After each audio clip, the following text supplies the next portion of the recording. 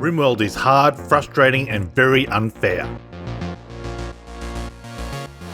It's also your new favourite game. First things first, very funny. How very observant of you.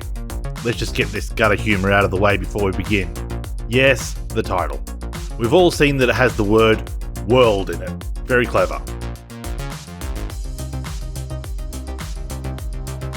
Rimworld sees you taking control of a colony of maroon spacefarers as they try to rebuild society and fight off insanity.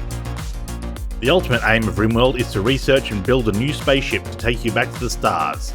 But you can always create your own goals, such as lasting a certain amount of years or growing your colony to be a certain number of inhabitants. Colonists can perform a number of functions, such as hunting, mining, building, cooking, gardening, researching, to name a few. Each colonist has an aptitude for each of the skills, which determines how fast they will perform their duties, whether they will waste resources, and how much they will enjoy their work.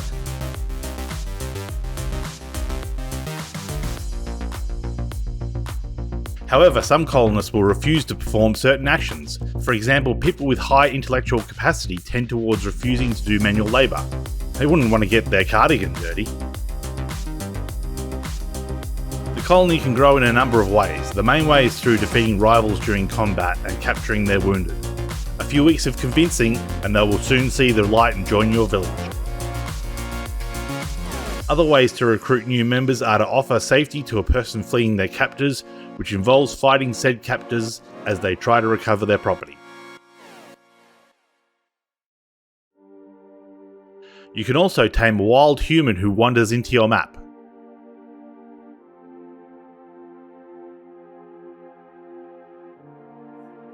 You may also be lucky enough to have an escape pod crash land on your map and be able to capture their occupant.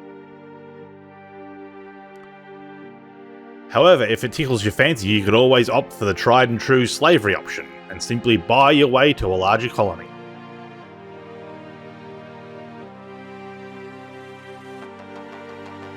A major gameplay mechanic is managing the mental states of your colony members.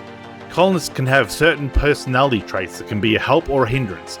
For example, an undergrounder doesn't mind being stuck digging a mine for 9 hours a day, while a person who is greedy will want their bedroom to be the most lavish of all the bedrooms. They will get upset if someone else has a sculpture in their room and they don't. Other people could be a misandrist and will say horrible things to their co-worker if you set them up to work next to a male colonist.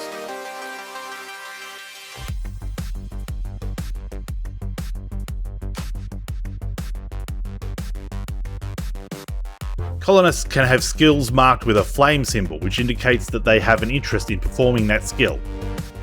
If you assign a colonist with a burning passion for intellectual work to be your main researcher, they will get a mood buff, which may offset any other niggling issues they have.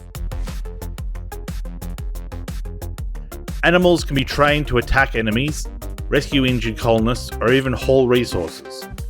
Colonists can also get a mood buff if they are bonded with an animal, but this will turn into a debuff if the animal is killed or sold. Every single aspect of your colony has interactions with every other. For instance, if you don't bury the dead after a battle, people will get a debuff for seeing a corpse. This may then mean that they will start a fight with another colonist who requires hospital bed rest. This might be your main cook, so the colony starves while the cook is sleeping off a round of knuckle sandwiches. And the cycle repeats. Cleanliness is also important, as you could contaminate meals, which grants colonists food poisoning, which can incapacitate them, make them moody, or even make them vomit, which causes more mess, and the cycle repeats.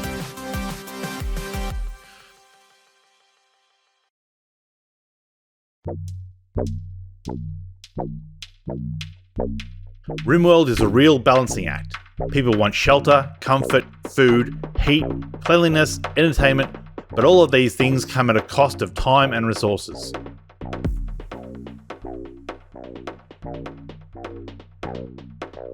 Weapons and armour can also be crafted and traded, and also captured off raiders. However, be careful, as getting into battles can leave your colonists injured. Losing a toe may make them walk 5% slower, while losing a leg might make them 30% slower.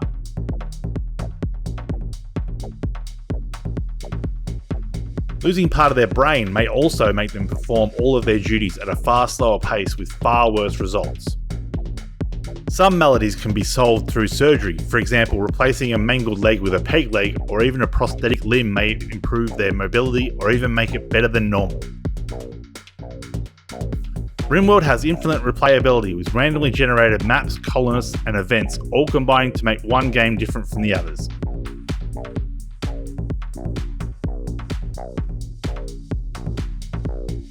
You will turn the game off in disgust and then pick it back up the following day as you decide maybe you can do things a better way this time around. I've only just bought one of the 3 expansions, Ideology. I'm interested to see how the gains and restrictions of certain lifestyles will impact my colonies going forward.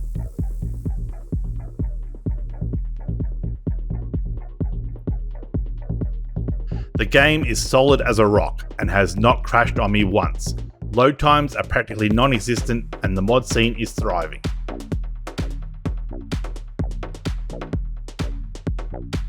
I could go on for hours about all of the different game mechanics and how they interact, but the best bet is for you to just buy it and play it. Rimworld is a challenging and fun game which can often lead to outbursts of rage, but it is a cathartic rage. Rimworld gets a 10 out of 10 from me for its varied gameplay and infinite possibilities. It also receives my Wicked Game Award. Buy it yesterday.